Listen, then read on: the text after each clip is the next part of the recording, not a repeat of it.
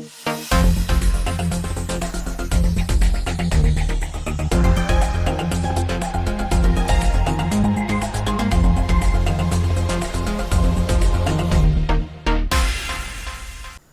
ден, го гледате неделното интервју на Радио Слободна Европа. Наш денешен гостин е амбасадорот на Словенија во земјава Милан Предан.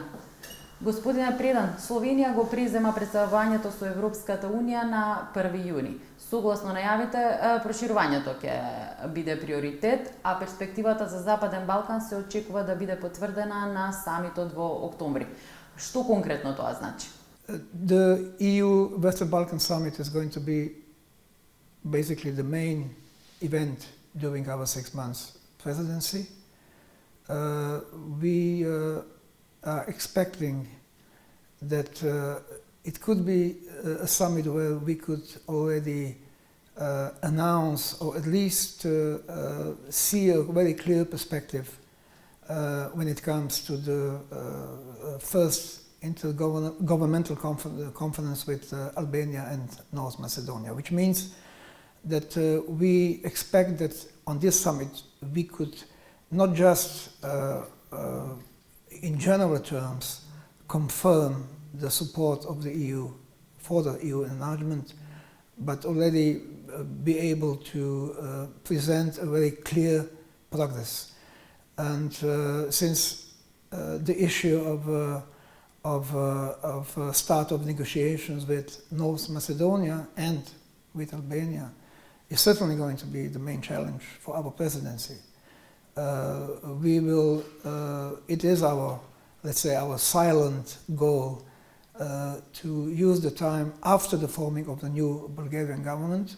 Presumably that would be, we expect at the latest by the end of August, that in September we could make this additional effort to come to a compromise with Bulgaria, between Skopje and Sofia, and then be able to take all the necessary decisions that both countries, which are waiting for this moment quite a long time, and I think both deserve that, and that it will be, we could already say, yes, we have broken this ice, and that already by the end of the year, both countries can start the negotiations. We don't want to spread false optimism. We don't want to promise political miracles, but we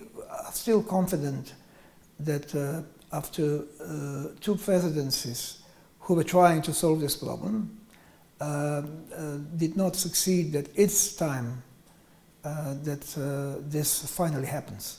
Словенечкото председателство го наследи португалскиот предлог кој треба да биде основата за решавање на отворените прашања меѓу Бугарија и Северна Македонија. Се загрозуваат ли македонскиот идентитет и јазик во португалскиот предлог? Yes, I think it's a very good proposal, very balanced. I think it takes care of the interests of both sides. It's a pity that at the end, this unfortunate statement by their state secretary regarding the Macedonian language somehow spoiled this whole positive picture. But I have to emphasize that this statement, as regards the Macedonian language, had nothing to do with the content of the paper, of the document. It was not in the spirit of this proposal, because there were some reactions here. I could understand that people who didn't see this proposal, that they had this logical conclusion that it has something to do with that. But whoever saw this document knows this is not true. And we are quite satisfied that we have now this proposal on the table, which was not rejected by the Bulgarian side, which is also very, very important. We have something to work on. We are not starting from zero when it comes dealing with this issue. We have the very good Portuguese proposal. We have also the proposed roadmap, which was presented to the Bulgarian side during the visit of your Prime Minister and his delegation in Sofia, I think on the 17th of June, which was, as we understand, as well not rejected by the Bulgarian side. Now, normally, this is a document that cannot be considered as being final. It's going to be discussed, but we have at least two bases for reaching an agreement. But the main and the most important thing will be to find this political will for the agreement. We have to wait now how the elections on Sunday will develop in the neighboring country. We all hope that the result will be such that a forming of a strong government will be possible. Hopefully, it will happen in the next month and a half. A good circumstances is that the time frames for forming the government in Bulgaria are quite narrow, so that if the result would enable that, they can really have a government quite already during the summer, and then we will have somebody to talk to. But we are not just waiting for that. I must say, we are already active in this. So we don't intend just to wait that the new government is formed. We know we have to prepare the ground for the compromise already in, let's say, in the next month and a half. We don't want to wait for December. Дали Бугарија како земја членка на Унијата има предност пред Северна Македонија како кандидат кога инсистира земјава да ги признае бугарските корени во националниот идентитет и јазик? If this would not be the issue, then we would not have the problem. The solution for the issue between Sofia and Skopje, the only solution is that the issues of language and identity are taken away from the negotiation process. Because even no other EU member country could accept that such bilateral issue is becoming a part of a negotiation process. And we will now try with our Bulgarian friends to find a solution. As I said, we count on their pragmatism and on their political will, because I believe that they have the interest that North Macedonia becomes a member of the EU. For them, it could be only of advantage. Како што споменавте, Јанша порача и дека Европската Унија, ако не оствари напредок со Западен Балкан, тоа ќе го направи некој друг со различни интереси. На кој друг се мисли? Today we have a very, I would say, very quite new and specific geopolitical situation, where just decades ago we had two superpowers, and there was the EU, something in between. Now this world is becoming much more complex, and I don't have to tell you, I mean, that there are other countries with their interests in this region. They are maybe not always very visible.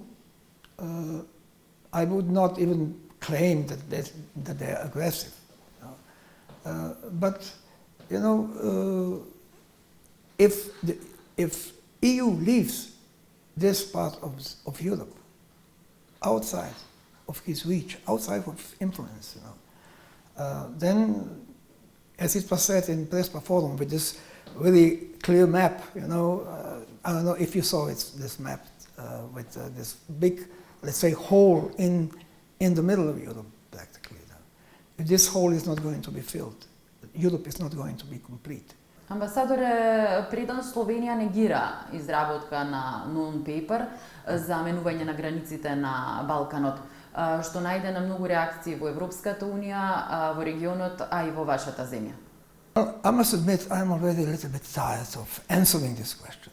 You know, I don't know how many statements, public statements, from our politicians from President Pahor, Prime Minister Janša, Minister of Foreign Affairs, Logar, not to go down there, would be needed that some would start to believe us that Slovenia, that this election paper, which basically nobody has seen. I mean, this is a paper that anybody could produce with little knowledge of regional policy and some knowledge of English. There are now already some speculations who might be the authors of this paper, that has nothing to do with Slovenia. And the content of this non-paper has nothing to do with our Slovenian policy towards Western Balkans. I mean, we have proved that so many times. We have proved that in those past 30 years. I think we are going to prove it during our EU presidency.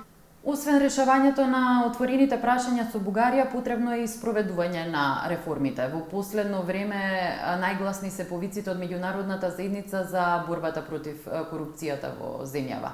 На кои реформи треба да се фокусираат македонските власти? Well, you already mentioned one issue, because this issue is very much related to many other issues. If foreign investors, North Macedonia needs foreign investments, needs new working places. The foreign investors, that includes also the Slovenian foreign investors, want to come to a country when they can really work in a very stable, legally well-regulated environment. And here the issues of corruption and organized crime are essential. I would say now that I think this process here has started. We have to, even if I'm now here for 1 year, so I cannot really now have a very clear perspective how it was before, but I can see that there is now a political will to go into this process. We have a very high level court cases now, which are proving that also the judicial system is starting to do his work. So, but no, this is going to take time. It's a very long process. No country is immune to corruption, and even in the countries where there is the level of corruption is very low, it didn't come overnight. It has something to do also with mentality, but it has to do mainly with how the system is working. And when people feel that everybody is equal, when it comes to there is no difference, how the state and how the judicial system is working when it comes to a very important person and when it comes to an ordinary person. When people have this feeling that the justice is equal for everybody, then they will start to believe in judicial system. And I think North Macedonia is starting to go along this path. But as I said, it's going certainly to take time. Ви благодарам за издвоеното време. Благодарам вама. Тоа беше се во неделното интервју на Радио Слободна Европа. До гледање.